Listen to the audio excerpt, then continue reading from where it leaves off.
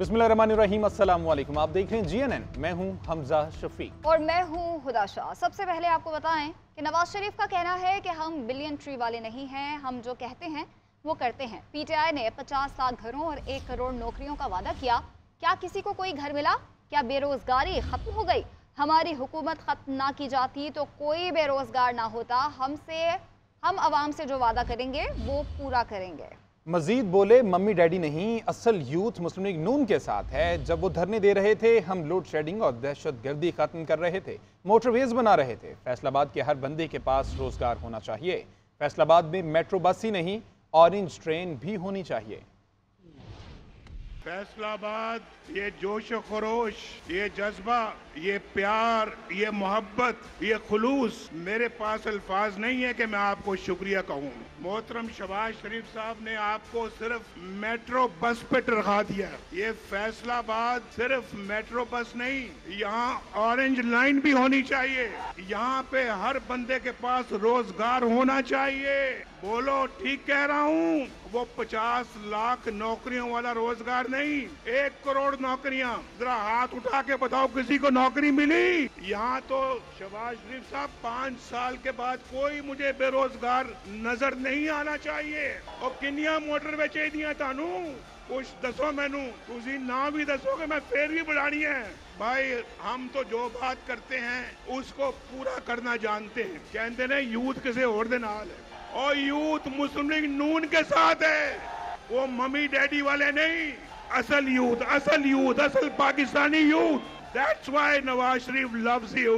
जब रोटी 4 रुपए की थी, चीनी 50 रुपए किलो थी, आटा सस्ता था, पेट्रोल 65 रुपए लीटर था, हम इंशाल्लाह वो जमाना वापस गए।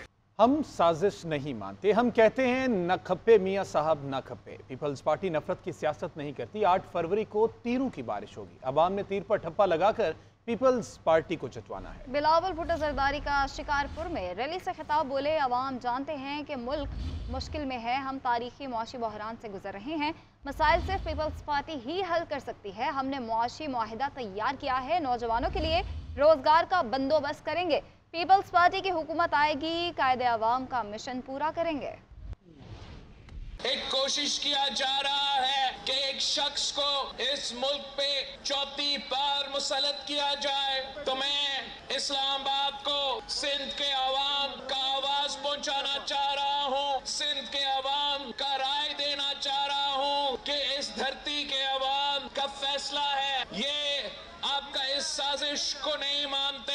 हम तो कहते हैं कि ना खप्पे मियां साहब ना खप्पे। जो तख्ते लाहौर का लड़ाई है उसका बोझ आप उठा रहे हो। महंगाई की सूरत में, बेरोजगारी की सूरत में, गुर्बत की सूरत में नुकसान आपका हो रहा है। आप अगर हमें 8 फरवरी को हमारे साथ देते हो तो इंशाअल्लाह ताला मैं आपका वजीर आजम बन के ये नफरत और तकसीम की सियासत को दफन करूंगा।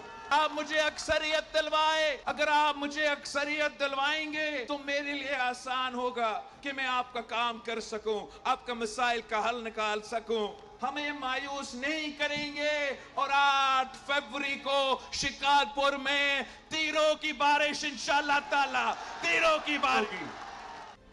मुस्लिम लीग नून की चीफ ऑर्गेनाइजर मरियम नवाज कहती हैं कि नवाज शरीफ को हराने का ख्वाब देखने वाले कई आए कई चले गए। नून लीग किसी को चोर नहीं कहती, बदतमीजी में मुकाबला नहीं करते। फैसलाबाद में वो जलसे से खिताब कर रही थी। मजीद कहा, मुस्लिम लीग नून मुकाबला करती है तो खिदमत में मुकाबला करती है। क्या खिदमत में मुस्लिम लीग नून की टक्कर का कोई है? और हकीम राना सलाउल्लाह ने ऐसा इलाज किया, ऐसी हिकमत दिखाई कि ना बीमार नजर आता है, ना बीमारी नजर आती है, ना मर्ज नजर आता है, ना मरीज नजर आता है। राना साहब कि मुस्लिम लीग नून 8 फरवरी को इलेक्शन आने वाला है। फैसलाबाद वालों, फैसलाबाद तरक्की करता है तो पाकिस्तान तरक्की करता है। फैसलाबाद की सनत चलती है तो पाकिस्तान की सनतें चलती हैं। फैसलाबाद की सनतों में आग जलती है तो मजदूर का चूल्हा जलता है। मैं ये बात कहना चाहती हूँ कि मुस्लिम लीग नून बदतमीजी में मुकाबला नहीं करती, मुस्लिम लीग बदतहजीबी का जवाब नहीं देती, मुस्लिम लीग नून गाली गलौच नहीं करती, मुस्लिम लीग इल्जामात की सियासत नहीं करती, मुस्लिम लीग किसी को चोर चोर नहीं कहती। मुस्लिम लीग नून अगर मुकाबला करती है तो खिदमत में मुकाबला करती है। और फैसलाबाद वालों, हाथ उठा के बताओ कि खिदमत में, कारकर्दगी में, आपकी खिदमत में मुस्लिम लीग नून की टक्कर का कोई है? फैसलाबाद ने तो अपना फैसला सुना दिया। नवाज शरीफ को 3 बार निकाला गया आधी अधूरी हुकूमतों के बावजूद। उसने लिखा है कि नवाज शरीफ के बयान में कोई एक लाइन ऐसी नहीं मिलती जिसमें नवाज शरीफ ने कौमी सलामती को दांव पर लगाया हो। हराने का ख्वाब देखने वाले कई आए कई चले गए, नवाज शरीफ यहाँ मौजूद है। आज किसी को नहीं, इंशाअल्लाह नहीं हारेगा। इसके बाद आपको बताएं, साबिक वजीर आजम शहबाज शरीफ कहते हैं कि 8 फरवरी को शेर पर मोहर लगानी है, हेर फेर पर नहीं। अवाम का ठाठे मारता समंदर नवाज शरीफ के साथ है। 8 फरवरी को शेर पर मोहर लगाएंगे तो नौजवानों के लिए जदीद तालीम का इंतजाम करेंगे, लैपटॉप देंगे, फैसलाबाद में मेट्रो बस भी चलाएंगे, यूनिवर्सिटीज बनाएंगे। उधर पाकिस्तान तहरीक इंसाफ के 5 फरवरी को होने वाले इंट्रा पार्टी इलेक्शन मुलतवी। बैरिस्टर गोहर कहते हैं फैसला बानी पीटीआई की हिदायत पर किया गया है। पार्टी इंतखाबात का शेड्यूल जनरल इलेक्शन के बाद जारी किया जाएगा। इंट्रा पार्टी इलेक्शन के बायस उम्मीदवारों और वोटर्स की तवज्जो आम इंतखाबात से हट जाती। पीटीआई के फैसले से मुतालिक देखिए ये रिपोर्ट। कल ऐलान आज वापस। तहरीक इंसाफ ने इंट्रा पार्टी इंतखाबात मुलतवी कर दी। पाकिस्तान तहरीक इंसाफ की क़यादत ने चीफ ऑर्गेनाइजर से राब्ता किया और मौक़िफ़ अपनाया कि कारकुन और उम्मीदवार आम इंतखाबात की तैयारी में मसरूफ हैं। इंट्रा पार्टी इलेक्शन को आम इंतखाबात के बाद तक मुलतवी कर दिया जाए, जिस पर पार्टी क़यादत ने पार्टी इंतखाबात को मुलतवी करने का फैसला ले लिया। पीटीआई चेयरमैन बैरिस्टर गौहर ने कहा कि पार्टी इलेक्शन बानी पीटीआई की हिदायत पर मुलतवी किए गए हैं। उनका कहना था कि इंट्रा पार्टी इलेक्शन से उम्मीदवारों और वोटर्स की तवज्जो हट सकती है। पार्टी क़यादत ने फैसला किया कि इंट्रा पार्टी इंतखाबात के शेड्यूल का ऐलान जनरल इलेक्शन के बाद किया जाएगा। पीटीआई के federal election commissioner Rauf Hasan की जानिब से इंट्रा पार्टी इंतखाबात का शेड्यूल 1 रोज कबल ही किया गया था। निगरान वज़ीर आज़म अनवारुल हक काकड़ की ज़ेर सदारत खुसूसी सरमायाकारी सहूलत काउंसिल की एपिक्स कमेटी का नवा इजलास हुआ, जिसमें आर्मी चीफ, वफाकी काबीना, वज़राए आला और दीगर सरकारी हुकाम ने शिरकत की है। खुसूसी सरमायाकारी की सहूलत काउंसिल की एपिक्स कमेटी का नवा इजलास था और एलामिया जारी कर दिया गया है। निगरान वज़ीर आज़म अनवारुल हक काकड़ सदारत कर रहे थे।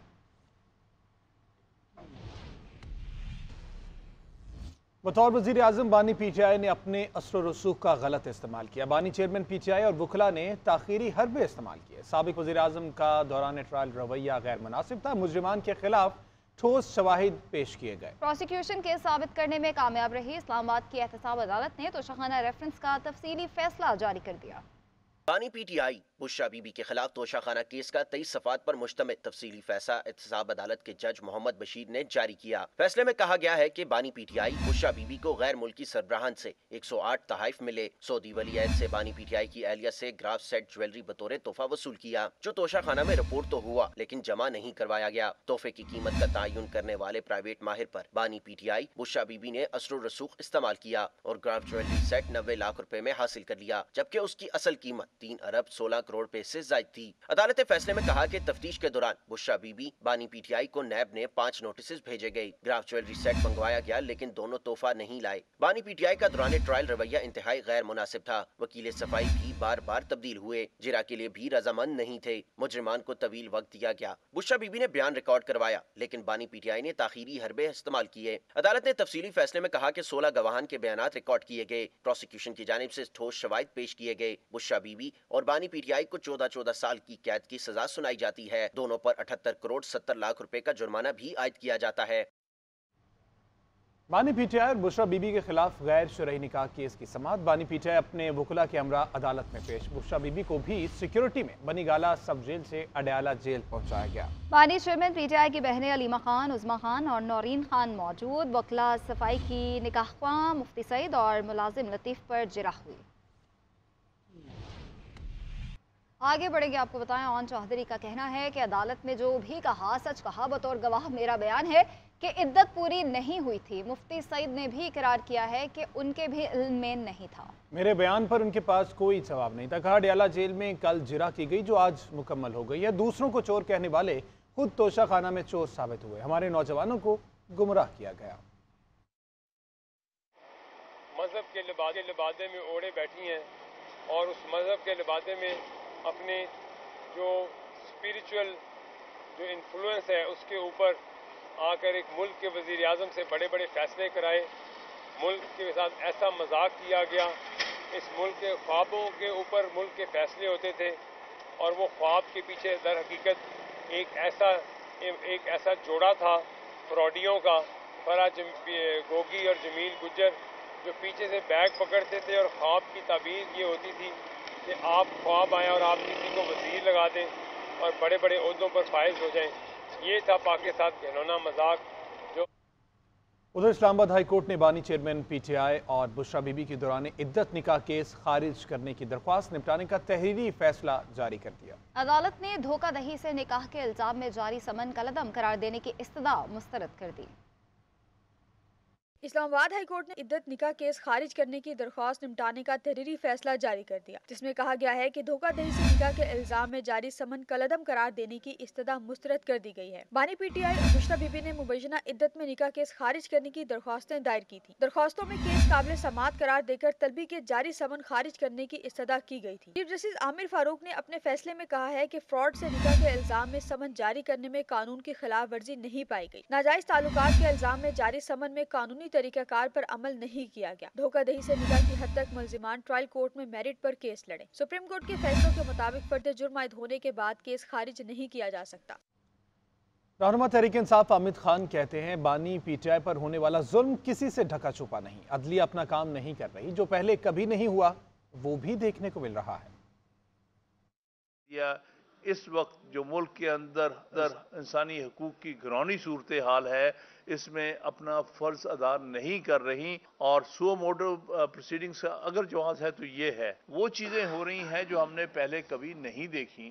یعنی رات کے 9 10 10 12 بجے تک یہ کارروائی چل رہی ہے، جس کا مقصد صرف مخصوص قوتوں کو خوش کرنا ہے اور انہیں جن کو جو سزا دینی ہے وہ سزا دے کے اٹھنا ہے وہاں سے. کس انداز سے ٹرائل ہو رہے ہیں، کس انداز سے ایویڈنس ریکارڈ ہو رہی ہے، کس انداز سے بغیر کراس ایگزامینیشن کے کس طرح وکیل صفائی کو نکالا جاتا ہے، بلکہ پابند کر دیا جاتا ہے. پہلی دفعہ ہوا ہے کہ وکیل صفائی جہاں تھے وہاں پر بندوقیں تانی گئی ہیں. عدالت پروسیکیوشن میں سے کسی کو اٹھا کے ڈیفنس کاؤنسل کے طور پہ کہتی ہے کہ اس کی اجرا کر لو. 2 دن کے اندر 18 گواہ آتے ہیں اور اپنی مرضی کی اجرا ہوتی ہے.